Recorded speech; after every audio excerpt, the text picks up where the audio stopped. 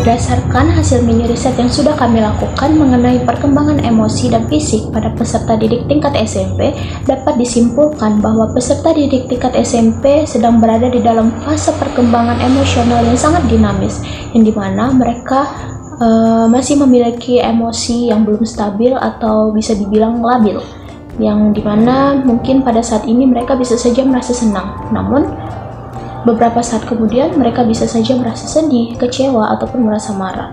Dan ini merupakan fase perkembangan yang sangat wajar, dan di mana mereka juga mulai mencari identitas diri mereka, dan mereka ingin diakui bahkan dianggap oleh lingkungan sekitar.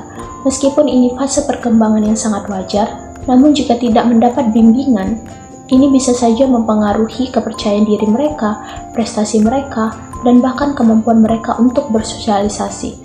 Untuk itu, mari kita dukung peserta didik tingkat SMP agar bisa tumbuh sehat secara fisik, matang secara emosional, dan percaya diri. Sehingga mereka bisa menjadi generasi penerus yang hebat dan siap menghadapi masa depan. Nah, perkembangan fisik peserta didik SMP juga berlangsung dengan cepat. Banyak perubahan yang terlihat seperti pertumbuhan tinggi badan, perubahan suara, peningkatan kekuatan dan stamina, serta perubahan postur tubuh. Aktivitas fisik yang meningkatkan sering membuat siswa cepat lelah, sementara pola makan, istirahat, dan olahraga tidak seimbang bisa memengaruhi kesehatan, energi, dan konsentrasi belajar. Mini riset ini menegaskan bahwa perhatian setiap kesehatan fisik sama pentingnya dengan perkembangan emosional. Masa SMP adalah masa yang penuh dengan perubahan dan tantangan. Dukungan dari orang tua, guru, dan lingkungan sangat penting agar mereka bisa mengelola emosi, menjaga kesehatan, dan mengembangkan potensi terbaiknya. Dari hasil mini riset yang telah dilakukan pada siswa SMP, sangat jelas sekali bahwa orang tua dan guru memiliki peran yang sangat-sangat penting untuk mendampingi siswa SMP dalam perkembangan emosional dan juga fisik mereka.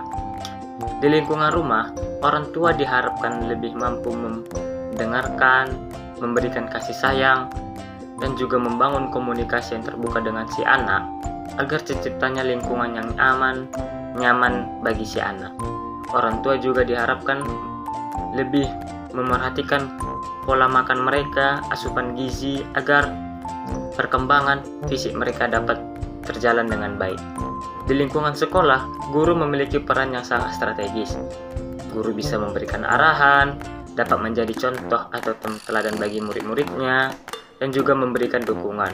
Guru juga dapat membantu siswa SMP untuk bagaimana mereka untuk mengelola emosi mereka, sehingga terciptanya kebiasaan yang positif.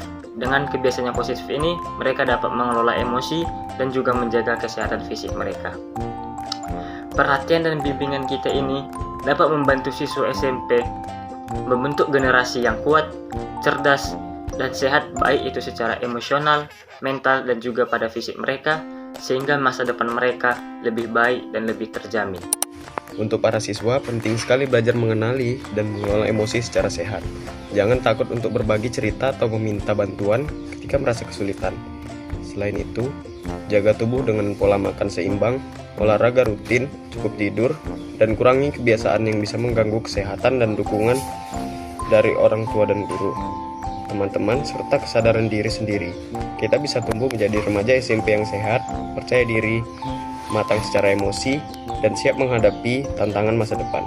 Bersama-sama, mari wujudkan generasi muda yang kuat, cerdas, dan berkarakter. Dukungan kita menentukan kualitas generasi untuk masa depan. Mari bantu siswa SMP tumbuh sehat, percaya diri, dan berkarakter.